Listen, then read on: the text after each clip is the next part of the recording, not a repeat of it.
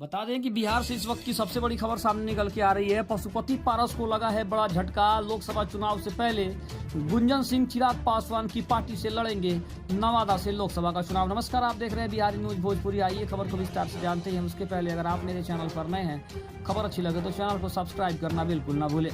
बता दें कि बिहार के नवादा से इस वक्त की सबसे बड़ी खबर सामने निकल के आ रही है। लोकसभा का चुनाव लड़ने के लिए भोजपुरी फिल्मों के अभिनेता और गायक गुंजन सिंह नवादा से चुनाव लड़ने के लिए पूरी तरह से तैयार हैं।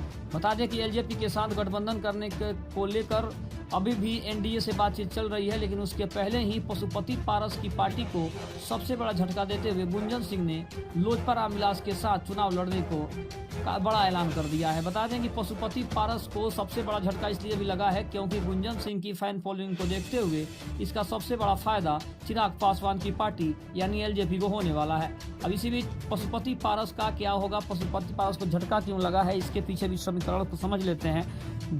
जैसे जैसे लोकसभा का चुनाव नजदीक आ रहा है, बिहार विधानसभा का चुनाव नजदीक आ रहा है, वैसे वैसे चिराग पासवान और उनकी पार्टी बिहार में काफी सक्रिय होती जा रही है।